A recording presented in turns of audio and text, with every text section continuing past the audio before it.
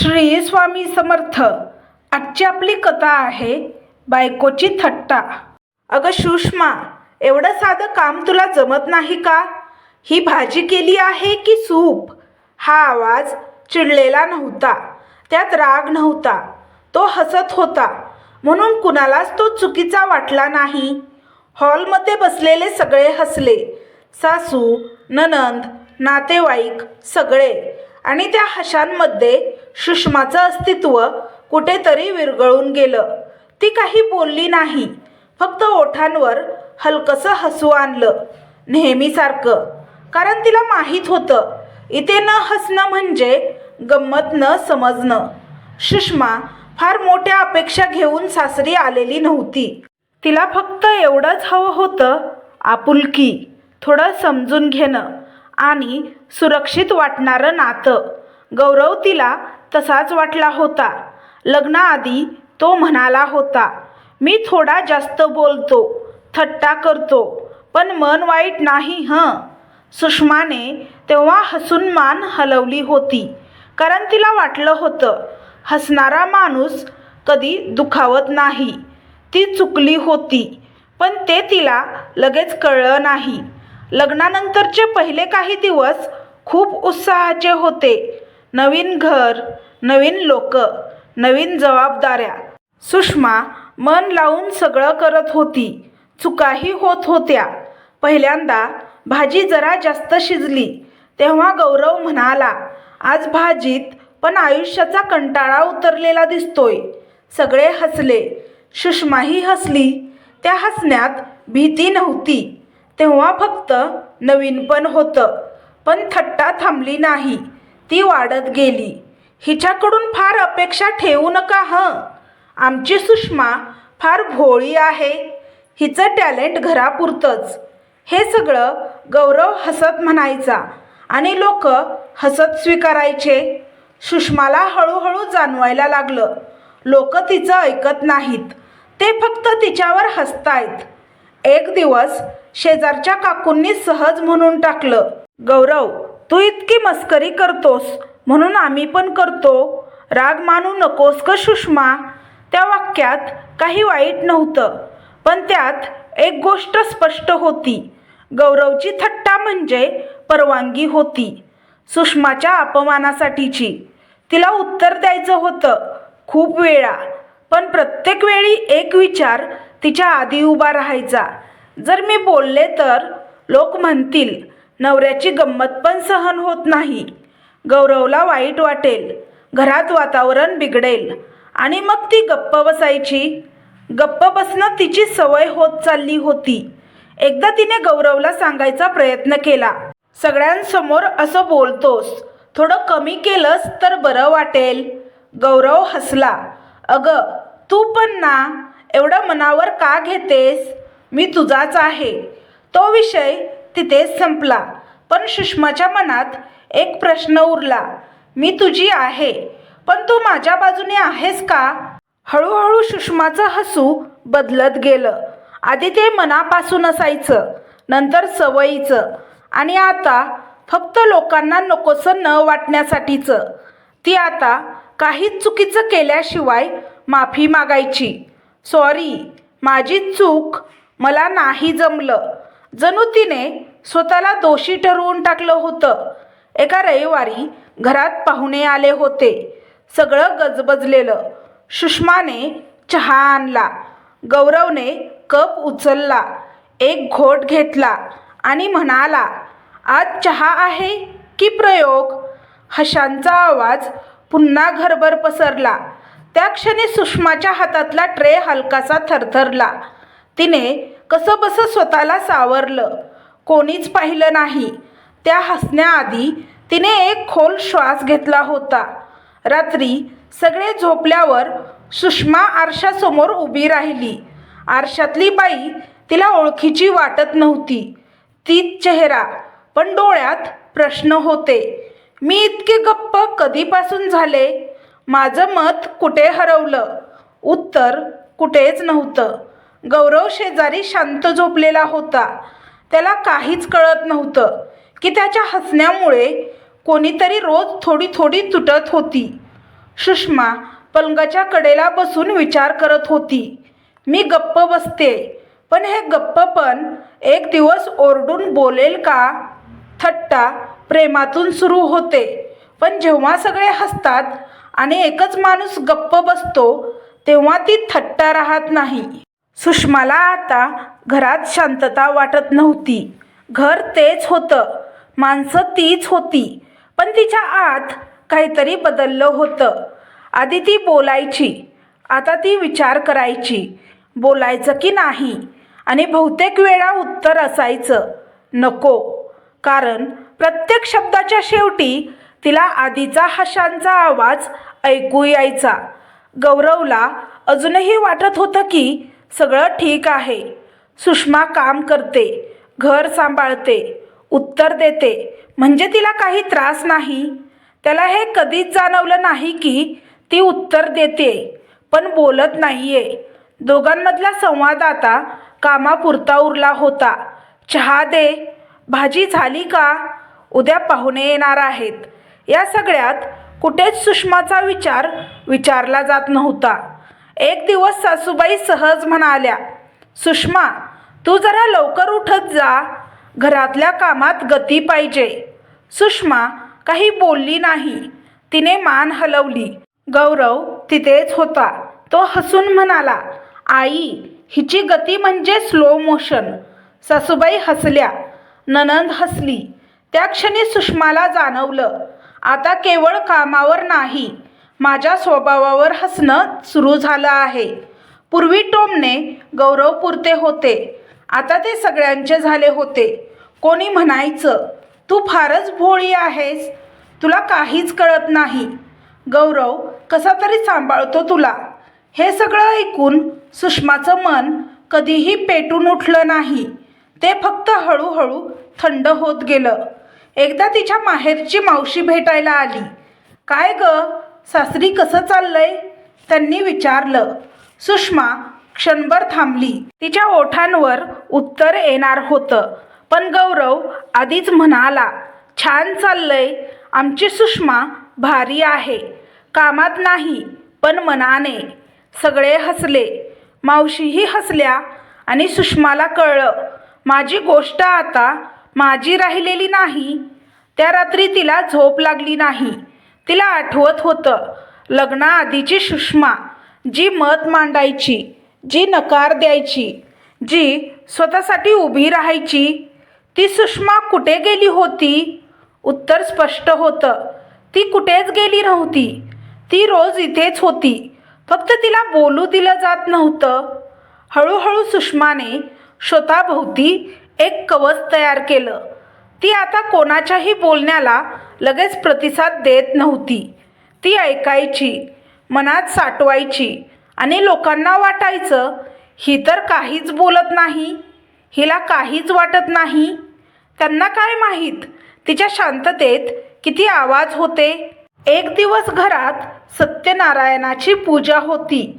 शेजारी, नातेवाईक, ओळखीचे सगळे जमले होते. सुषमा दिवसभर कामात होती.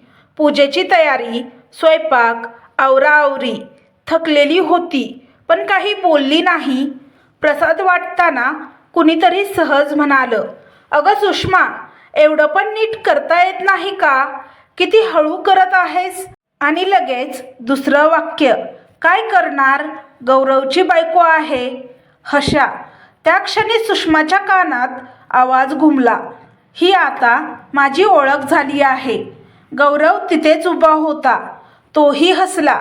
त्या हशात त्याला काहीच चुकीचं वाटलं नाही, पण सुषमासाठी ते हसणं वेगळं होतं.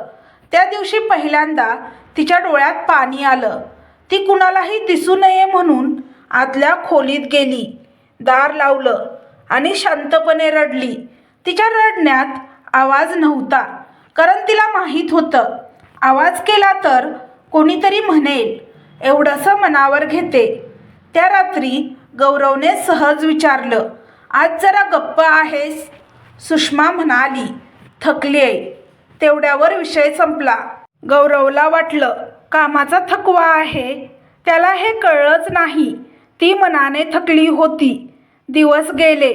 सुषमा अधिकच शांत झाली. आधी ती चुकांवर हसायची, आता ती चुकाच टाळायचा प्रयत्न करायची, परफेक्ट होण्याचा.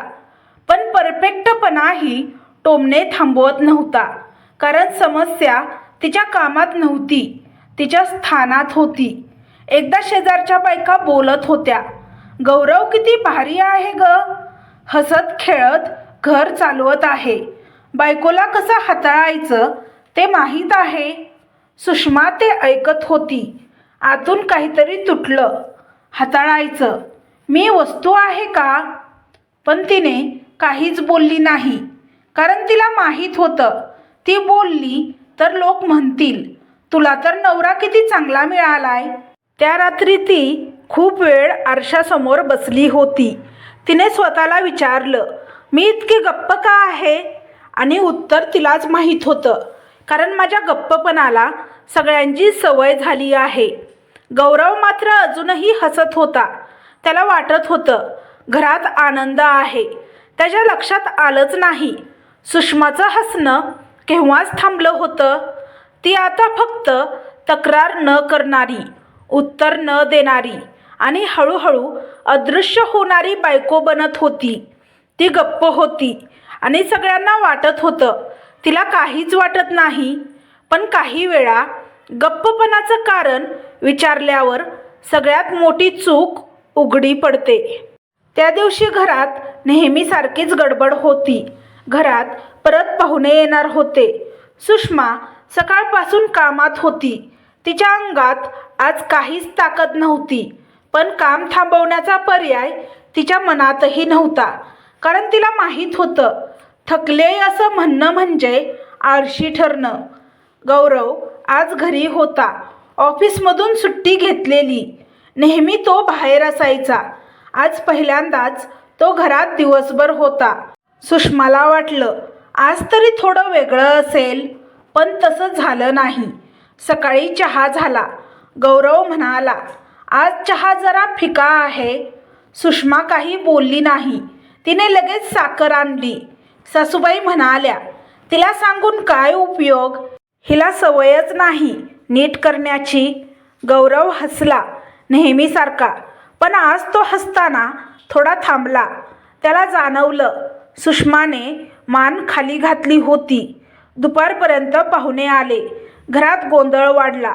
सुषमा सगळ्यांकडे धावत होती. पाणी, चहा, नाश्ता, स्वयंपाक. एक क्षण आला, ती घसरली. प्लेट हातातून पडली. आवाज झाला. हॉलमध्ये शांतता पसरली. आणि मग, अगं बाई, जपून.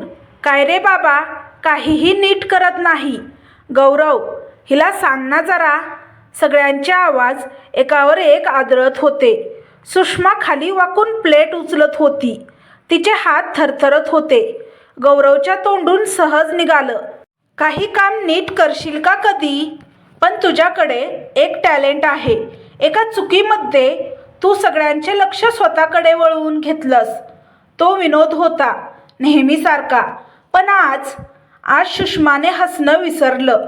ती प्लेट उचलून आत गेली, काहीच न बोलता. गौरव तिथेच उभा राहिला. पहिल्यांदा त्याला जाणवलं ती काहीतरी वेगळी आहे आज.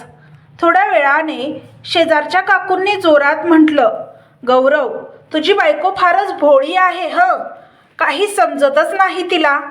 सगळे हसले. गौरव हसणार होता, पण तो थांबला. त्याने सुषमाकडे पाहिलं. ती स्वयंपाकघरात उभी होती. तिची पाठ सगळ्यांकडे होती, पण तिच्या खांद्यांची हालचाल स्पष्ट दिसत होती. ती रडत होती, आवाज न करता. त्या क्षणी गौरवच्या पोटात कळ उठली. ती रडतेय आणि आपण हसतोय. तो आत गेला. सुषमा, त्याने हळू आवाजात म्हटलं. ती दचकली. पटकन डोळे पुसले. काही नाही, ती म्हणाली, नेहमीचं वाक्य. पण आज गौरवने ते स्वीकारलं नाही. संध्याकाळी पाहुणे गेले. घर शांत झालं. गौरव सुषमाजवळ आला. आज तू गप्प आहेस, तो म्हणाला. खूपच. सुषमा काही बोलली नाही. तो थोडा चिडला. काही चूक झाली आहे का माझ्याकडून? सुषमा हसली. ते हसू पाहून गौरव हादरला, कारण ते हसू नव्हतंच. का बोलत नाहीस? त्याने विचारलं. खूप वेळाने सुषमाने मान उचलली. तिच्या डोळ्यात राग नव्हता, तक्रार नव्हती, फक्त थकवा होता. तुला खरंच जाणून घ्यायचंय? तिने विचारलं. गौरव गप्प झाला. ती पुढे बोलली. तू प्रत्येक वेळेस माझा मजाक उडवतोस. मी उत्तर देण्याचा प्रयत्न केला तर लोक म्हणतात नवऱ्याची गंमतही सहन होत नाही. तिचा आवाज थरथरत होता. मी गप्प बसले तर लोक म्हणतात हिला काहीच वाटत नाही. तिने एक दीर्घ श्वास घेतला. तू थट्टा करतोस गौरव, हसत. पण तू जेव्हा माझी थट्टा करतोस तेव्हा इतरांना परवानगी मिळते. गौरव तिच्याकडे पाहत राहिला. आज तू म्हणालास ना काही काम नीट करशील का? तेव्हा सगळ्यांनी ते विनोद म्हणून घेतलं. तिचा आवाज आता स्थिर होता, पण माझ्या मनात ते प्रश्न बनून राहिलं. मी त्यांना उत्तर देऊ शकत नाही, ती म्हणाली, कारण माझाच नवरा मला हलकं करतो. ते वाक्य घरात आपटून परत आलं. गौरव काहीच बोलू शकला नाही. त्याच्या डोळ्यासमोर सगळे प्रसंग फिरू लागले. सगळ्यांसमोर केलेली थट्टा, हसणं, लोकांचे टोमणे, सुषमाचं गप्प राहणं. त्याला पहिल्यांदा जाणवलं ती शांत नाही, ती दाबली गेली आहे. मला वाटायचं मी तुला दुखावत नाही, गौरव हळू आवाजात म्हणाला. सुषमाने उत्तर दिलं नाही, कारण आता तिला समजवायची ताकद उरली नव्हती. त्या रात्री गौरवला झोप येत नव्हती. तो विचार करत होता, मी तिची काही चुका झाल्यावर कामांमध्ये थट्टा करतो. सगळे हसतात, मला तो मजाक वाटतो. पण दररोज सारखं सारखं असं केल्यावर तो दुसऱ्या व्यक्तीसाठी अपमान होतो. हे मला समजलंच नाही. सकाळ झाली. घरात नेहमीसारखं वातावरण होतं, पण गौरव बदललेला होता. सुषमा चहा आणत होती. एक नणंद म्हणाली, आज तरी चहा बरा केला आहेस ना? सगळे हसणार होते. गौरव अचानक बोलला, बस. सगळे थांबले.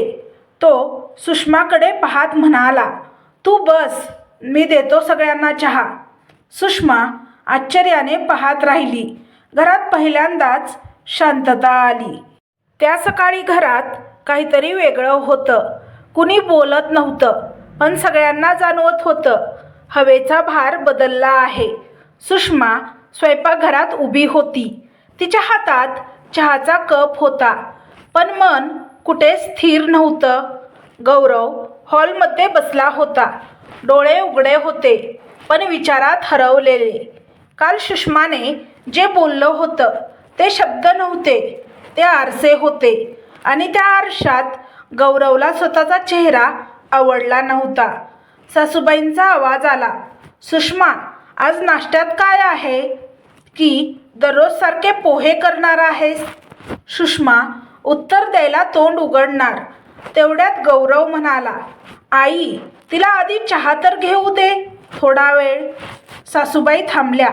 घरातल्या सगळ्यांनी एकमेकांकडे पाहिलं. हा गौरव होता का, जो नेहमी हसून टाळायचा? सुषमा जागीच थांबली. तिच्या डोळ्यात प्रश्न होते. गौरव तिच्याकडे पाहून म्हणाला, तू थकली आहेस, आज मी करतो. ते वाक्य मोठं नव्हतं, पण त्यात पहिल्यांदा समजून घेणं होतं. सुषमाच्या डोळ्यात पाणी आलं, पण ती रडली नाही. ती शांतपणे बाजूला बसली. आणि घरातल्या सगळ्यांनी पहिल्यांदा पाहिलं, सुषमा बसलेली आहे, काम करत नाही, उत्तर देत नाही. त्या दिवशी दुपारी पुन्हा पाहुणे येणार होते. सासूचा वाढदिवस होता. घरात पुन्हा गर्दी होणार होती. सुषमाच्या पोटात गोळा आला. आज काय होईल? पुन्हा हशा, पुन्हा टोमणे. गौरवने तिच्या चेहऱ्यावरचा ताण पाहिला. काही काळजी करू नकोस, तो म्हणाला, आज मी आहे. ती काहीच बोलली नाही, पण त्या वाक्यात पहिल्यांदा तिला आधार वाटला. पाहुणे आले. हॉल भरला. बोलणं, हसणं, गोंधळ. कोणी म्हणालं, सुषमा, आज तरी काही खास कर ना. ती उठणार तेवढ्यात, आज खास काही नाही, गौरव म्हणाला. साधं आहे आणि ते पुरेसं आहे. काही जण हसले, पण त्या हशात आज धार नव्हती. चहा आला. एक नातेवाईक म्हणाला, आज तरी चहा बरा असो हं. नेहमीप्रमाणे सगळे हसणार होते. गौरव सरळ उभा राहिला. त्याचा आवाज शांत होता पण ठाम.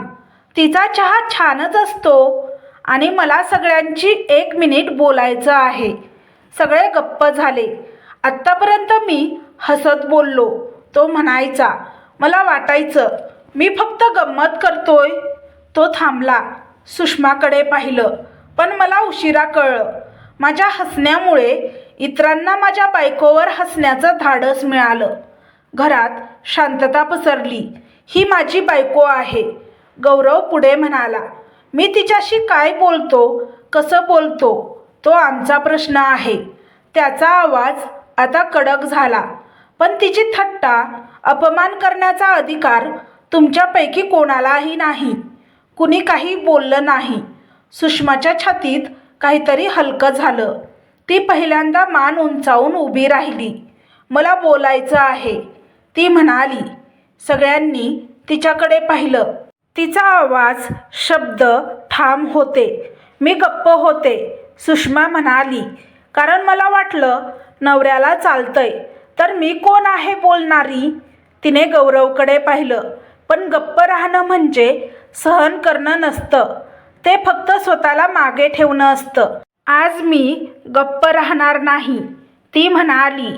आदर हवा आहे, मस्करी नाही. तिचे डोळे ओले होते, पण चेहऱ्यावर आत्मविश्वास होता. त्या क्षणी घरात काहीतरी बदललं. टोमणे थांबले. हशा शांत झाला. लोकांना पहिल्यांदा जाणवलं, ही बाई कमकुवत नाही, ती फक्त शांत होती. पाहुणे निघून गेले. घर पुन्हा शांत झालं. गौरव आणि सुषमा एकत्र बसले होते. गौरव म्हणाला, माफी मागतो. सुषमाने त्याच्याकडे पाहिलं. माफी पुरेशी नाही, ती म्हणाली. बदल हवा. गौरवने मान हलवली. मी बदलेन, तो म्हणाला. कारण आज मला कळलं, नवरा होणं म्हणजे हसणं नाही, उभं राहणं आहे. काही दिवसांनी सुषमा पुन्हा हसत होती. पण यावेळी ते हसू वेगळं होतं. ते भीतीतून नव्हतं, ते आदरातून होतं. कथेचा संदेश असा आहे की थट्टा प्रेमातून झाली तरी तिची मर्यादा असते. आणि ज्या दिवशी नवरा बायकोसाठी उभा राहतो, त्या दिवशी घरात पहिल्यांदा खरा आदर जन्माला येतो. तर तुम्हाला ही कथा कशी वाटली हे कमेंट बॉक्समध्ये कमेंट करून नक्की सांगा. कथा आवडल्यास व्हिडिओला लाईक, शेअर, सबस्क्राईब करा. व्हिडिओला हाईप करा, जेणेकरून हा व्हिडिओ जास्त प्रेक्षकांपर्यंत पोहोचेल. व्हिडिओ पाहिल्याबद्दल तुमचे मनापासून धन्यवाद. श्री स्वामी समर्थ.